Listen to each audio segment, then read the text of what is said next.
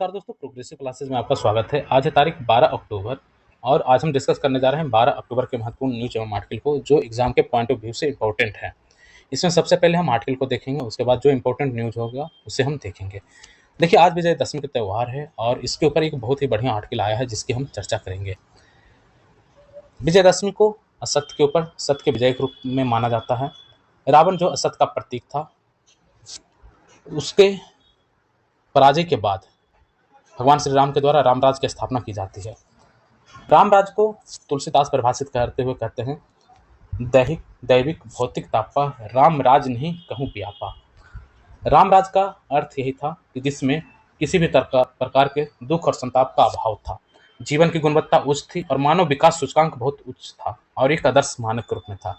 यही मानक गांधी जी रामराज के रूप में स्थापित करने की बात करते हैं और महात्मा गांधी के मन में भी रामराज की एक संकल्पना एक छवि के रूप में विद्यमान थी जो स्वतंत्र भारत में वो देखना चाहते थे। एक प्रशासनिक अधिकारी के रूप में हम रामराज को किस रूप में देखते हैं और शासन तंत्र इसे सुशासन के रूप में देखता है। शासन तंत्र सुशासन के रूप में देखता है और एक प्रशासक उस सुशासन को क्रियान्वित करने का एक प्रमुख जिम्मेदार व्यक्ति होता है, प्रमुख उत्तरदायित्व उसके पास होता है। तो एक प्रशासक के रूप में सुशासन के संदर्भ में उसकी क्या विशेषताएं हैं?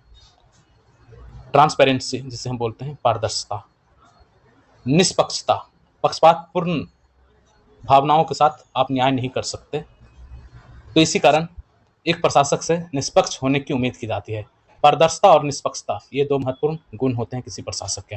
इसके अलावा उत्तरदायित्व और जवाबदेही, उत्तरदायित्व और जवाबदेही ये ऐसे गुण हैं जो एक प्रशासक को प्रशासक बनाता है, जो नैतिक रूप से सुशासन की संकल्पनाओं को क्रियान्वित करने का प्रमुख प्राधिकार उसके पास होता है। तो इस रूप में सुशासन बहुत इंपॉर्टेंट है।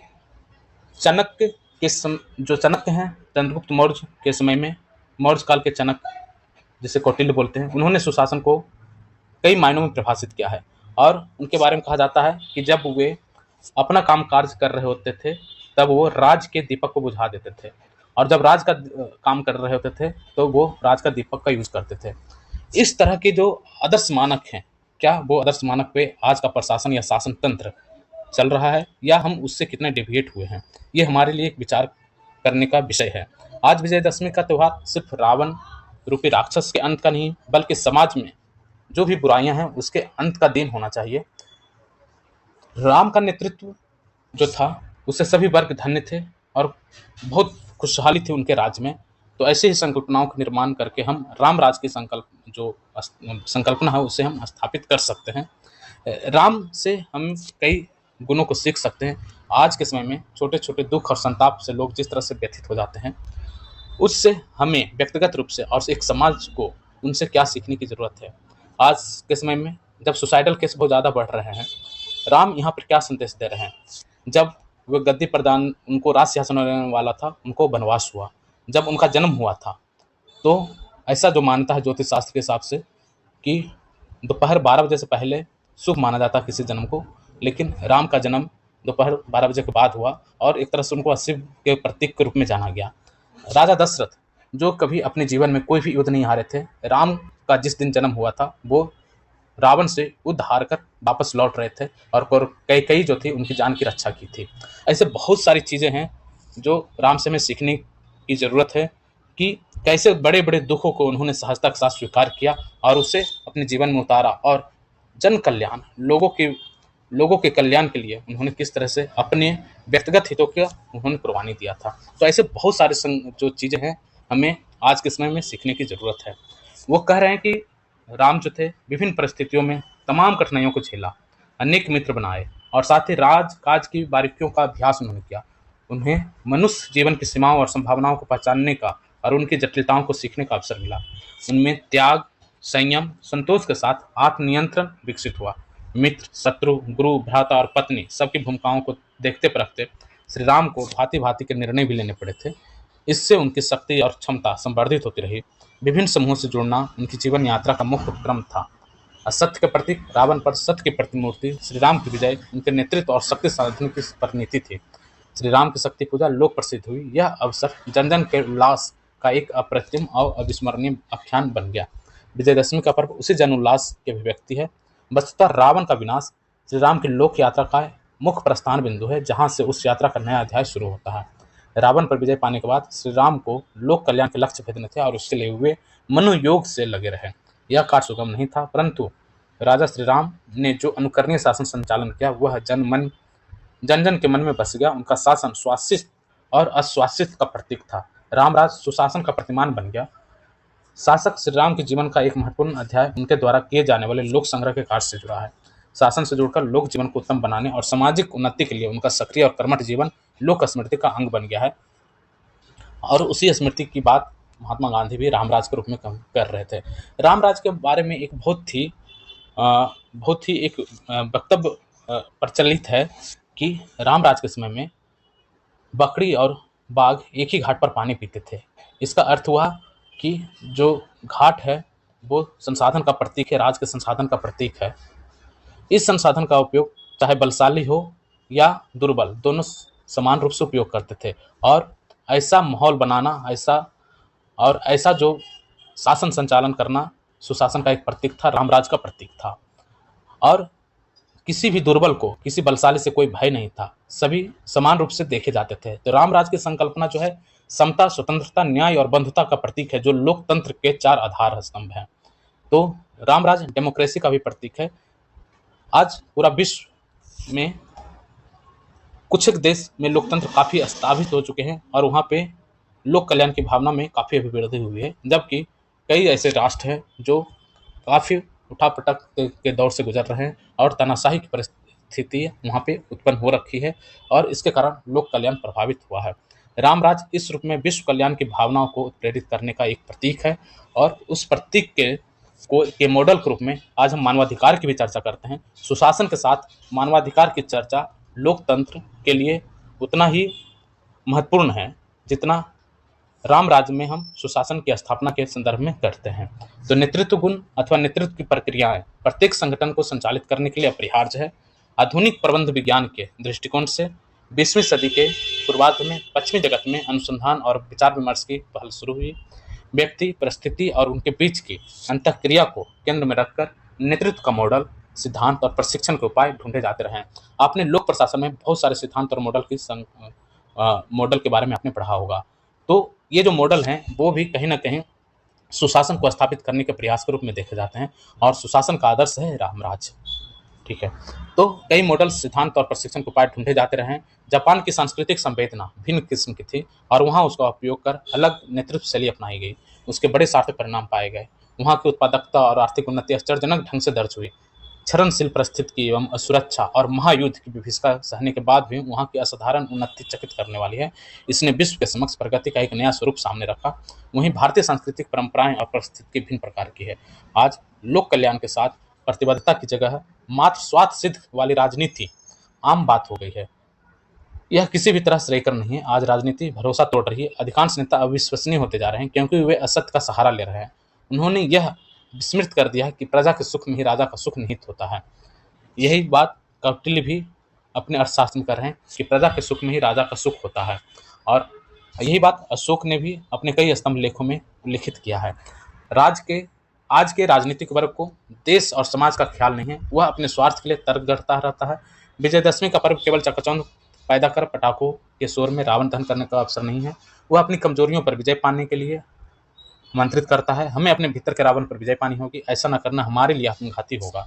भारतवासियों को वेद में अमृत पुत्र कहा गया है। इस अमृत तत्व की रक्षा का संकल्प लेना ही श्री राम के स्मरण का सार्थक माना जाएगा। इसीलिए विजयदशमी का उत्सव मनाने की सार्थकता उन मूल्यों का स्मरण करने और जीवन में प्रतिष्ठित करने में जिसकी अभिव्यक्ति श्री राम के कार्यों में प्रकट होती है। तो बहुत ही शानदार लेख यहाँ पर था। रामराज की जो भी संकल्पना है और हमने उनके आदर्शों के बारे में विस्तार से चर्चा किया। लोक प्रशासन के संदर्भ में उसकी चर्चा किया। एक प्रशासनिक अधिकारी के रूप में और शासन तंत्र के रूप में, राजनीतिक रूप में, समाज के रूप में रामराज का क्या मायने हैं, इसके बारे में हमने यहाँ पे उल्लेख किया। आर्थिक के रूप में संसाधनों का न्यायपूर्ण और समतामूलक वितरण के बारे में हमने चर्चा किया। और सामाजिक रूप में, सामाजिक समानता के रूप में हमने भेड़ और बकरी और बाघ का जो एग्जाम्पल दिया वो रामराज की संकल्पना को व्यक्त करने का एक बहुत ही अच्छा एग्जाम्पल है। ठीक है, अगला हम देखते हैं बांग्लादेश के बारे में, जो अराजकता फैली थी वहाँ पे, उसके ऊपर तस्लीमा नसरीन यहाँ पे कुछ लेख लिखे हैं, इसके बारे में हम देख लेते हैं क्या कुछ इसमें विशेष है। तो बांग्लादेश की अंतरिम सरकार का गठन का 2 माह से अधिक हो गया है, लेकिन वहाँ से विचलित और चिंतित करने वाली खबरें अभी भी आ रही है। 2005 में जब फ्रांस में, अब ये मोहम्मद यूनुस के बारे में ये लिख रही हैं तस्लीमा नसरीन कि उनसे मुलाकात हुई थी, तब उन्होंने बार बार मुझसे कहा था कि बांग्लादेश लौट आइए। मैंने कहा था कैसे लौटूं, मुझे तो वहाँ की सरकार आने ही नहीं देगी। इस पर उन्होंने कहा था आने ना देने का क्या मतलब है, वह तो आपका ही देश है, अपने देश में जाना और रहना आपका जन्मसिद्ध अधिकार है, इस अधिकार को बाधित करने का अधिकार किसी सरकार के पास नहीं है। मैंने दुखी मन से कहा था, मैं तो कितनी बार दूतावास जा चुकी हूँ, ना तो मुझे वीज़ा दिया जाता और ना ही मेरा पासपोर्ट रिन्यू होता है। उन्होंने मेरी मदद करने का वादा किया था, अब यह जानने की इच्छा हो रही है कि उन्होंने मेरे लिए क्या कुछ किया होगा। शायद तब कई कारणों से मेरे हित में कुछ करना उनके लिए संभव नहीं रहा होगा, लेकिन अब तो वह सत्ता के सर्वोच्च शिखर पर है, अब तो सब कुछ उनके हाथों में ही है। क्या वह डर रहे हैं, उनके आसपास जो लोग हैं वे सब कट्टरपंथी हैं। तो ये सब जो है, ये तस्लीमा नसरीन और जो अभी अंतरिम सरकार के मुखिया हैं वहाँ पे मोहम्मद यूनिस, उनके बीच में जो भी बातचीत हुई थी उसको लेकर के कहा जा रहा है। और ये कहने की कोशिश कर रही हैं तस्लीमा नसरीन कि बांग्लादेश में अभी क्या हो रहा है कि जो भी आदमी पसंद नहीं आ रहा है उसे हत्या के झूठे मामलों में फंसाकर गिरफ्तार किया जा रहा है और भिन्न राजनीतिक विचार को बर्दाश्त नहीं किया जा रहा है। विरोधियों को या तो मार डाला जा रहा है या जेल में डाल दिया जाता है। विषमता विरोधी छात्रों ने अपने मेधावी होने का नकाब उतार फेंका। वे ना तो मेधावी छात्र हैं और ना ही विषमता विरोधी, उल्टे हुए विषमता के ही पक्षधर हैं। इसलिए हिंदुओं समेत अन्य अल्पसंख्यकों का उत्पीड़न वहाँ पे जारी है। हसीना सरकार की जगह पर जमात इस्लामी पंथी एनजीओ सरकार ने ले ली है और इस सरकार के लोग अपने असल चेहरे के साथ सामने आए हैं। ये जमात इस्लामी के छात्र संगठन शिविर और हिजबुल तहरीर संगठन के लोग हैं। जर्मनी, रूस, ऑस्ट्रिया, अमेरिका, मिस्र, जॉर्डन, तजाकिस्तान समेत अनेक देशों ने हिजबुत तहरीर पर प्रतिबंध लगा रखा। इस संगठन पर गत दिवस भारत सरकार ने भी प्रतिबंध लगाया है। यह ध्यान रहे, यूनिस ने सत्ता में आने के बाद हिजबुत तहरीर पर लगा प्रतिबंध हटा दिया था। तो यूनिस हिजबुत तहरीर के नेताओं के साथ लेकर अमेरिका गए थे। वहाँ ऐसे ही एक नेता महफूज आलम की प्रशंसा करते हुए कह रहे थे कि बांग्लादेश के जन आंदोलन की पटकथा इन्होंने ही लिखी थी। तो साफ है कि यह कथित जन आंदोलन अचानक कोई क्रांति नहीं थी। विडंबना यह है कि इस्लामिक आतंकियों का सफाया करने के लिए जिस अमेरिका ने लाखों डॉलर खर्च किए, वही इस कथित क्रांति पर ताली बजा रहा है। पूर्व अमेरिकी राष्ट्रपति बिल क्लिंटन को ज़्यादा ही खुश हैं। महफूज आलम ने छात्र का वेश धर के पूरे बांग्लादेश को मूर्ख बनाया और यूनिस उसे महान क्रांतिकारी बताकर लोगों को मूर्ख बना रहे हैं।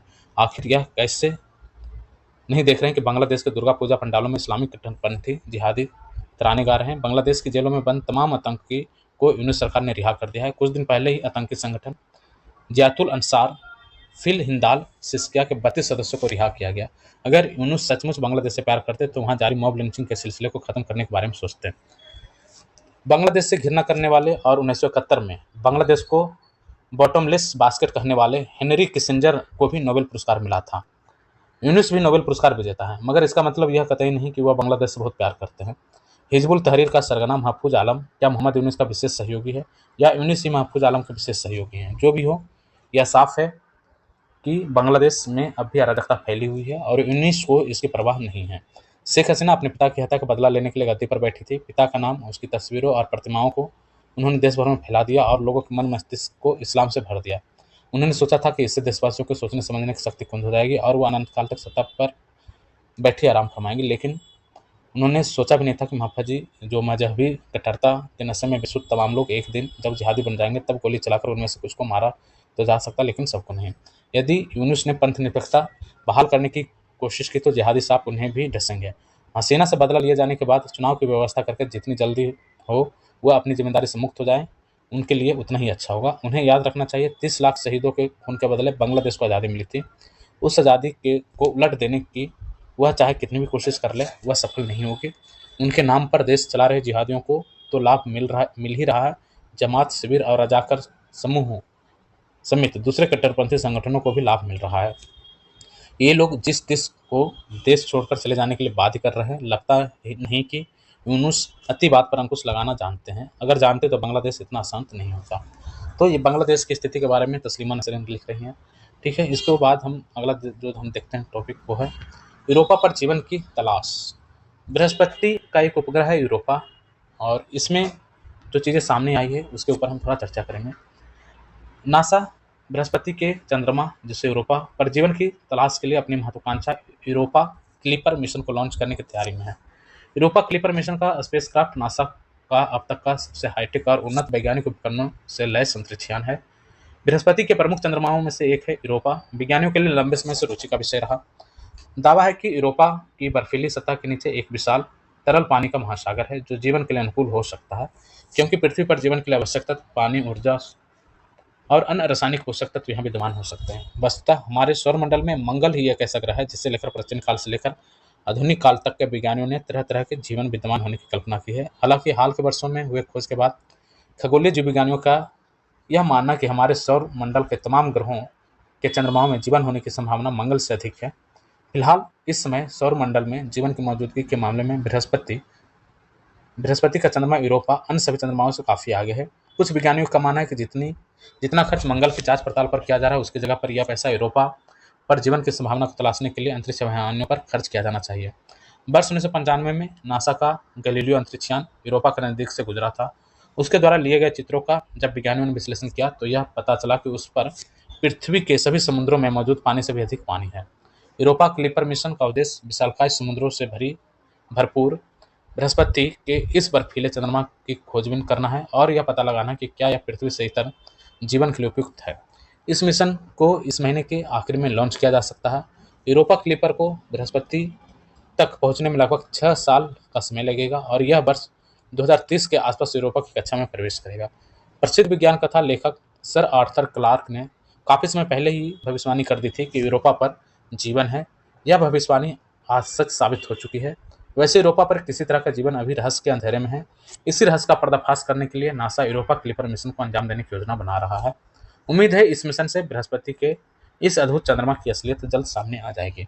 तो यूरोपा को लेकर के यहाँ पे एक लेख था और वहाँ पे जीवन की संभावनाओं के बारे में यूरोपा मिशन नासा द्वारा भेजा जा रहा है, यूरोपा क्लिपर मिशन। तो इसके बारे में हमने यहाँ पे चर्चा किया है। अब हम देखते हैं अगला जो महत्वपूर्ण आर्टिकल है साइबर ठगी को लेकर के। इसके बारे में हम लगातार डिस्कस कर रहे हैं। इंटरनेट तकनीक ने लोगों के काम को आसान बनाया है, परंतु ठगी के कार्य को भी आसान कर दिया है। यह चिंता का विषय है कि देश में साइबर अपराध के मामले निरंतर बढ़ रहे हैं। पिछले दिनों भारत सरकार ने भी चेतावनी जारी की थी कि डिजिटल अरेस्ट के मामलों की संख्या बढ़ रही है। हम जितनी तेजी से डिजिटल दुनिया की ओर बढ़ रहे हैं, उतनी ही तेजी से साइबर अपराध की संख्या में भी वृद्धि हो रही है। वैसे हम अपनी ओर से थोड़ी सतर्कता बरते तो साइबर ठगी की घटनाओं को आसानी से घटाया या उन पर नियंत्रण किया जा सकता है।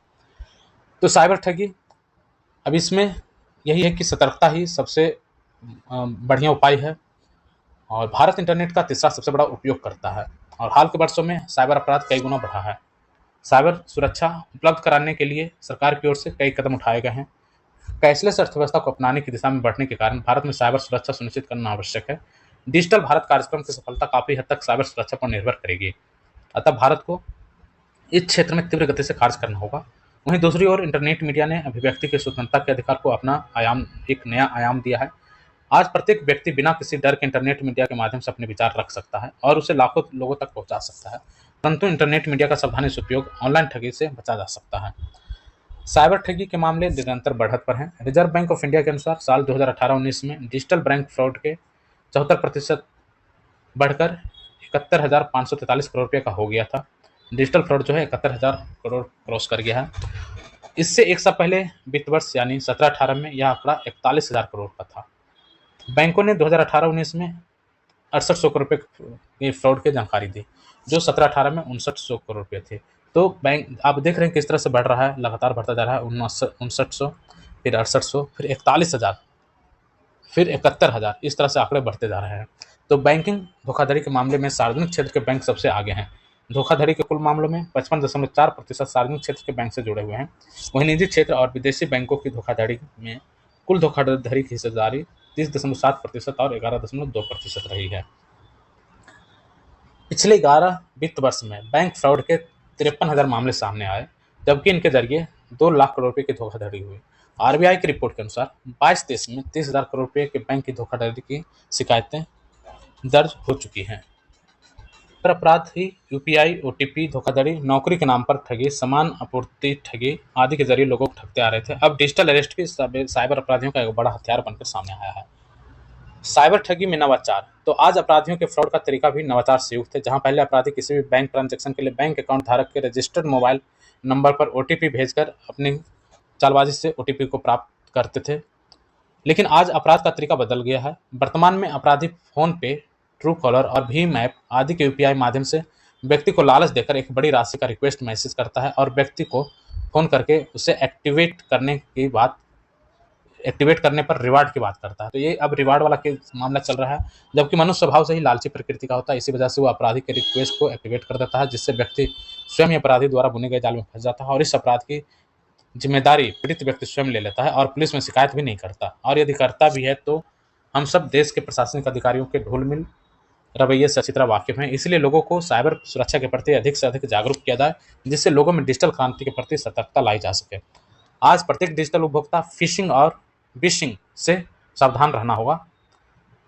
हर एक डिजिटल उपभोक्ता को फिशिंग और विशिंग के से सावधान रहना होगा। फिशिंग ऐसे ईमेल्स को कहते हैं जो बैंक या किसी लोकप्रिय शॉपिंग वेबसाइट या संस्थान से भेजी हुई लगती है। इनसे ग्राहक की व्यक्तिगत जानकारी हासिल करने की कोशिश की जाती है। इन पर दिए गए लिंक को क्लिक करने पर वास्तविक जैसी दिखने वाली नकली वेबसाइट खुल जाती है। उस पर अपना यूजर आईडी और पासवर्ड दर्ज करते ही आपका ऑनलाइन सुरक्षा का खतरा बढ़ जाता है। इससे mobile number, login ID, password, debit card संबंधी जानकारी, सीवीसी, जन्म तिथि ऐसे लोगों की अहम जानकारियां चोरी की जाती है। अज्ञात स्रोत से प्राप्त ईमेल, कॉल, एसएमएस के प्रति सतर्क रहना चाहिए। साथ में सभी लोगों को जागरूक किया जा सके, इसके लिए ज़रूरत इस बात की है कि ग्रामीण पंचायतों में एक ऐसे व्यक्ति की नियुक्ति की जाए जो ग्रामवासियों को डिजिटल मिशन के प्रति प्रेरित भी करें और धोखाधड़ी से अपने धन की सुरक्षा की उपाय प्रशिक्षण भी किसानों, मजदूरों या कम शिक्षित लोगों को प्रदान करें। परिणाम स्वरूप अब प्रत्येक व्यक्ति को ध्यान रखना होगा कि अनजान वीडियो कॉल को स्वीकार न किया जाए, अन्यथा डिजिटल अरेस्ट के शिकार बन सकते हैं। जागरूकता रहेगी तो साइबर अपराध से आसानी से बचा जा सकता है। तो ये बहुत ही महत्वपूर्ण था साइबर अपराध को लेकर के। यहाँ पे एक साथ में आर्टिकल है आर्टिफिशियल इंटेलिजेंस को लेकर के। आर्टिफिशियल इंटेलिजेंस का क्या सामाजिक सरोकार है, इसके बारे में हम यहाँ पे देखते हैं। एआई विशेषज्ञ द्वारा लिखा गया है, तो इसमें क्या क्या चीज़ें शामिल है इसको देख लेते हैं। एआई हर क्षेत्र में क्रांति लाने की अद्भुत क्षमता है, जो लंबे समय से चली आ रही समस्याओं का अधिक कुशल और प्रभावी समाधान उपलब्ध करा सकती है। एक के बाद एक लगभग सभी उद्योगों और व्यवसायों में एआई के लागू होने से हमारे सामाजिक ताने-बानों पर खासा असर पड़ना अपेक्षित है। एआई अपने कौशल और क्षमताओं के दम पर हाशिए पर पड़े समुदाय या वंचित तबके के जीवन की गुणवत्ता में सुधार लाने में प्रभावी भूमिका निभा सकता है। वर्तमान में कई वंचित समुदायों के लिए दुर्लभ स्वास्थ्य सेवा, शिक्षा और परिवहन व्यवस्था को एआई समान व्यक्ति की पहुंच में ला सकता है, जो उन्हें सशक्त बनाकर एक स्वस्थ और अधिक सफल जीवन जीने में मदद करेगा। इन समुदायों के विशिष्ट जरूरतों को पूरा करने के लिए एआई की असीमित क्षमताओं का दोहन किया जा सकता है। उदाहरण के लिए एआई संचालित टेलीमेडिसिन या दूरस्थ से स्वास्थ्य सेवा समाधान वंचित तबके और शेष आबादी के बीच स्वास्थ्य सेवा तक पहुंच के अंतर को कम करने में मदद कर सकती है। एआई संचालित शिक्षा समाधान हाशिए पर पड़े छात्रों को शिक्षा पाने के ऐसे अवसर प्रदान कर सकते हैं जो उनकी व्यक्तिगत जरूरतों के अनुरूप ढलकर उनके शैक्षणिक परिणामों में अनपेक्षित सुधार ला सकते हैं। साथ ही परिवहन क्षेत्र में फैली असमानताओं को कम करने में मदद करके एआई हाशिए पर रहने वाले समुदाय के लिए परिवहन की लागत को कम करने में मदद कर सकता है। तो गरीबी के क्षेत्रों की पहचान करने के लिए एआई का उपयोग लोगों की व्यक्तिगत गोपनीयता पर हानिकारक प्रभाव डाल सकता है और भेदभाव को बढ़ावा दे सकता है। इसके अलावा एआई के उपयोग के लिए बड़े निवेश की आवश्यकता होगी, क्योंकि एआई सिस्टम को प्रभावी होने के लिए बड़ी मात्रा में डाटा की आवश्यकता होगी और यह डाटा प्राप्त करना महंगा हो सकता है। इसके अलावा बृहद एआई सिस्टम को अत्यधिक कंप्यूटिंग शक्ति की आवश्यकता होती है, जिससे सुचारू रूप से बनाए रखना महंगा हो सकता है। चुनौतियों के बावजूद इस बात पर सहमति बढ़ती जा रही है कि गरीबी और असमानता के खिलाफ लड़ाई में एआई एक शक्तिशाली उपकरण हो सकता है। इस क्षमता का अधिक से अधिक लाभ उठाने के लिए जरूरी है कि सरकारें, संगठन और कारोबारी मिलकर यह सुनिश्चित करें कि तकनीकों का उपयोग जिम्मेदारी से हो। सही निवेश और सतर्क विनिमय के साथ एआई दुनिया भर में फैली गरीबी और असमानता को कम करने में मदद कर सकता है। सरकारें, अंतर्राष्ट्रीय संगठन और नागरिक ऐसे समाधानों की तलाश कर रहे हैं जो टिकाऊ, लागत प्रभावी और प्रभावशाली हो। एआई का उपयोग ऐसे अभिनव और प्रभावी समाधान विकसित करने के लिए किया जा सकता है जो विभिन्न देशों और संदर्भों की विशिष्ट आवश्यकताओं के अनुरूप हो। चूंकि आर्टिफिशियल इंटेलिजेंस का अपरिहार्य रूप से सर्वव्यापी होना तय है, अतः इसके अंधाधुंध विकास और अनियंत्रित उपयोग के नैतिक प्रभावों पर विचार कर यह सुनिश्चित करना भी महत्वपूर्ण है कि किसी भी एआई आधारित एप्लीकेशन को कुछ इस तरह से बनाया और उपयोग किया जाए जो मानवाधिकारों का सम्मान करता हो और जो निष्पक्षता एवं समानता को बढ़ावा देता हो। ऐसा करने से हम सुनिश्चित कर सकते हैं कि आर्टिफिशियल इंटेलिजेंस का उपयोग जिम्मेदारी से हो और इसका समाज पर लाभकारी प्रभाव पड़े। इसमें एआई के उपयोग के लिए स्पष्ट नियम, नीतियां और नैतिक दिशा निर्देश विकसित करना शामिल है। तो एआई के लिए स्पष्ट नियम, नीतियां और नैतिक दिशा निर्देश विकसित करने की आवश्यकता पर भी बल दिया जाना चाहिए। तो एआई के ऊपर हमने यहाँ पे बहुत सारी चीज़ों को की चर्चा किया, किस तरह से असमानता को कम कर सकता है, गरीबी को पहचान सकता है और उसमें कई जो व्यक्तिगत गोपनीय डाटा हैं उसकी संरक्षण की आवश्यकता के साथ साथ उन डाटों का सही और सुचारू उपयोग की आवश्यकता एआई को प्रभावी बना सकता है। टेलीमेडिसिन में एआई किस तरह से काम कर सकता है, शिक्षा, सेवा, परिवहन, दुर्लभ स्वास्थ्य, इन सभी मुद्दों पे एआई का एक अपना इफेक्ट हो सकता है जो लोक कल्याण में अभिवृद्धि करेगा। ठीक है, अगला देखते हैं जनगणना के दीर्घकालिक लाभ, बहुत ही इंपॉर्टेंट है। कोविड के कारण समय पे जनगणना नहीं हो पाया था, उसके बाद अब ये कहा जा रहा है कि जनगणना अब जितना जल्दी हो सके अविलंब रूप से इसे करा दिया जाना चाहिए। 1872 से प्रारंभ किया गया था व्यवस्था और 1881 में पहला पूर्ण जनगणना हुआ था। तो आज़ादी के बाद 1872 में हमारे यहाँ कौन थे, लॉर्ड मेयो। तो लॉर्ड मेयो के समय में यहाँ पे जनगणना कराया गया था। 1881 में पहली पूर्ण जनगणना हुई। आज़ादी के बाद पहली जनगणना वर्ष 1951 में की गई। तब से प्रत्येक 10 वर्ष के अंतराल पर 2011 तक लगभग 7 जनगणना हुआ। लेकिन आज़ादी के बाद ऐसा पहली बार हुआ जब 2021 में होने वाली जनगणना को कोविड महामारी के कारण रोक दिया गया और अभी तक नहीं हो पाया है। तो कैबिनेट द्वारा हाल ही में वन नेशन वन इलेक्शन पर आई रामनाथ कोविंद समिति की रिपोर्ट को हरी झंडी दिखाए जाने पर अब जनगणना कराए जाने की उम्मीद बढ़ गई है। वर्तमान में देश में जातिगत जनगणना के लिए आवाज उठाई जा रही है। जो राजनीतिक दल आज जातिगत जनगणना के पक्षधर हैं, उनके द्वारा 2011 में कराई गई जातिगत जनगणना के आंकड़े को सार्वजनिक क्यों नहीं किया गया था, ये एक प्रश्न है। आज देश को जातिवादी राजनीति के दलदल में धकेलने का प्रयास किया जा रहा है। जातिगत जनगणना अब एक राजनीतिक मुद्दा बन चुका है, क्योंकि इसी के आधार पर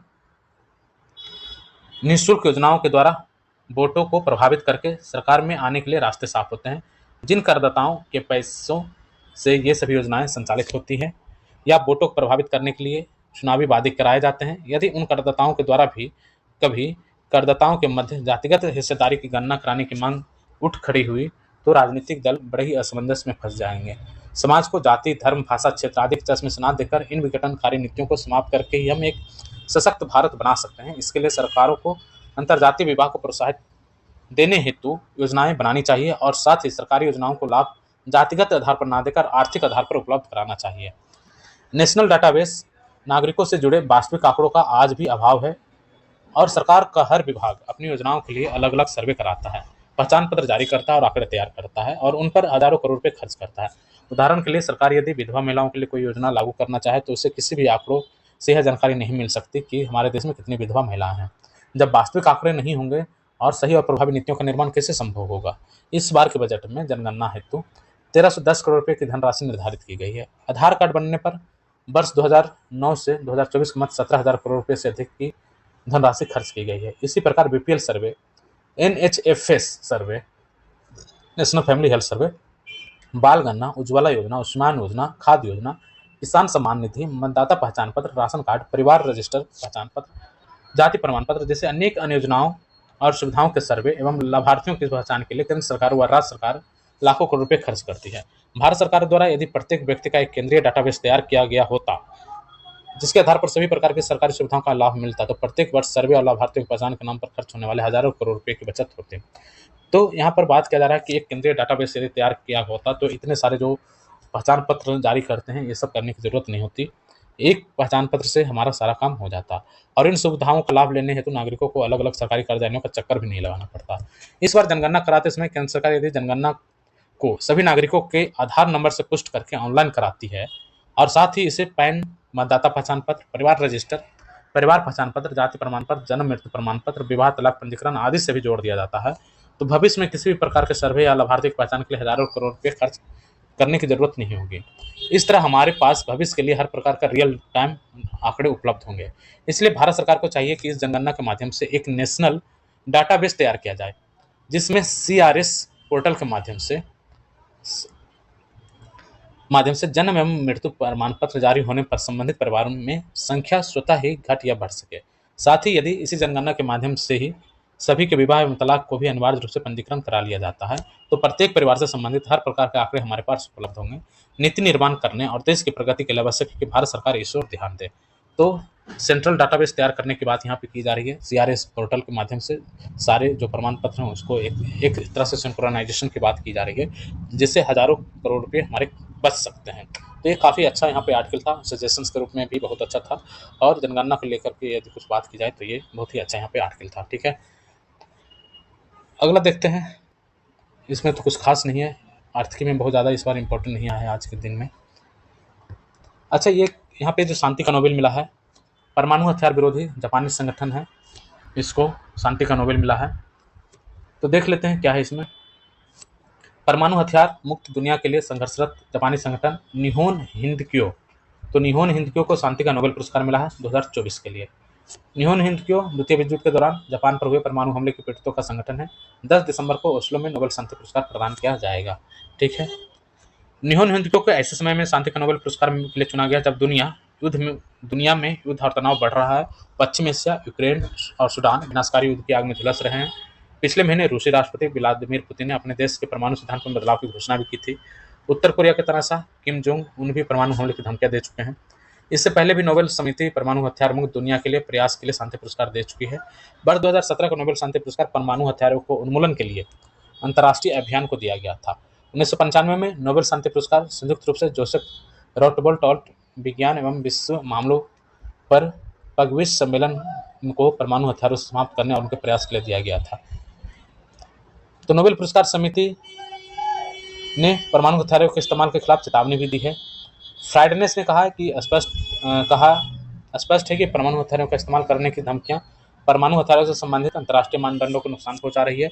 परमाणु हथियारों के उपयोग के विरुद्ध सख्त अंतर्राष्ट्रीय प्रतिबंध बनाए रखना मानवता के लिए महत्वपूर्ण है। जानते हैं आप कि 9 अगस्त 1945 को नागासाकी पर परमाणु बम गिराया गया था, और 15 अगस्त 1945 को जापान ने आत्मसमर्पण किया था, और 6 अगस्त को हिरोशिमा पर गिरा 6 अगस्त को हिरोशिमा पर, और उसके 3 दिन के बाद 9 अगस्त को नागासाकी पर बम गिराया गया था। 15 अगस्त को 1945 को जापान ने आत्मसमर्पण किया था और युद्ध समाप्त हुआ था। निहोन हिंदक्यो का जो गठन हुआ था 1956 में हुआ था।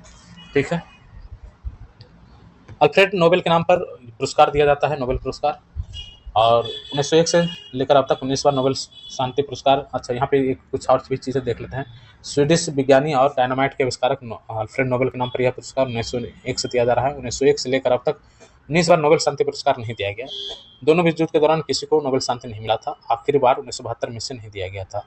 तो नोबेल अपनी वसीयत में कहा है कि शांति पुरस्कार राष्ट्रों के बीच भाईचारे, अस्थायी सेनाओं के उन्मूलन या कमी या शांति सम्मेलन के आयोजन और संवर्धन के लिए दिया जाना चाहिए। तो 1972 में लास्ट बार नोबेल किसी को नहीं मिला था। पिछले साल नोबेल शांति पुरस्कार जेल में बंद ईरानी कार्यकर्ता नरगिस मोहम्मदी को महिला अधिकार और लोकतंत्र की वकालत के लिए मिला था। यह पुरस्कार 123 साल के इतिहास में किसी जापानी को दिया गया दूसरा नोबेल शांति पुरस्कार है। इससे पहले 50 साल पहले 1974 में पूर्व प्रधानमंत्री इसाकु सोतो को परमाणु अप्रसार संधि पर हस्ताक्षर करने के लिए दिया गया था। तो ये हमने नोबेल शांति पुरस्कार के बारे में हमने चर्चा कर लिया है। ठीक है,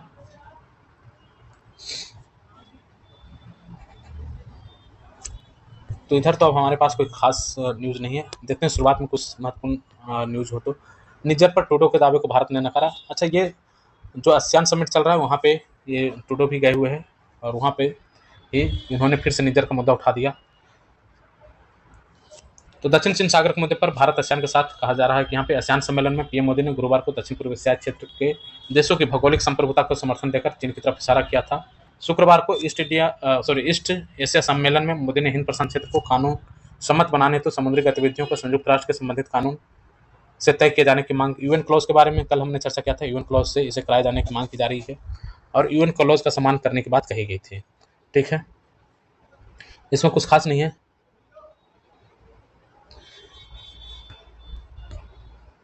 टाटा ट्रस्ट के नए चेयरमैन बने हैं रतन टाटा के सौतेले भाई नोबेल टाटा। ठीक है, इसमें कुछ खास नहीं है। खेल संघों में महिलाओं की भागीदारी बढ़ाने की तैयारी हो रही है। ठीक है, इसके अलावा एनसीआर में बड़े क्षेत्रों में निर्माण पर एंटी स्मोक गन लगाने की बात कही गई है। ठीक है, एंटी स्मोक गन लगाया जाना चाहिए। यहाँ पे वायु गुणवत्ता प्रबंधन आयोग ने ये निर्देश दिया है। ठीक है,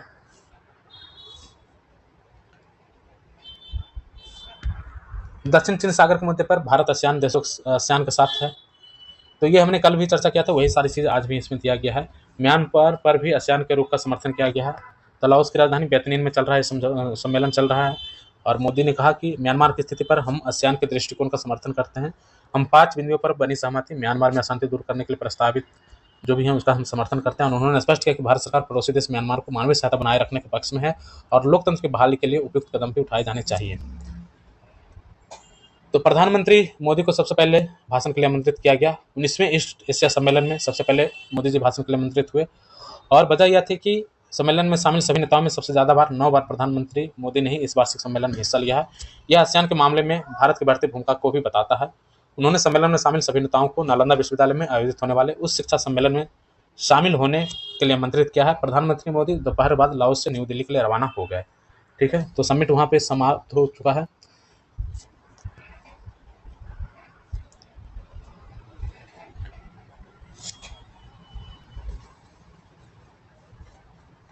तो इस तरह से आज का हमारा न्यूज़ और आर्टिकल का जो डिस्कशन है वो समाप्त होता है। फिर हम कल ऐसे ही किसी न्यूज़ के साथ मिलेंगे।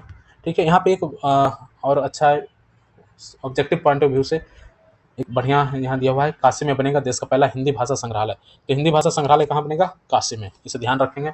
ठीक है, ठीक है, फिर कल मिलते हैं अगले न्यूज़ और आर्टिकल के साथ। तब तक के लिए धन्यवाद। जय हिंद।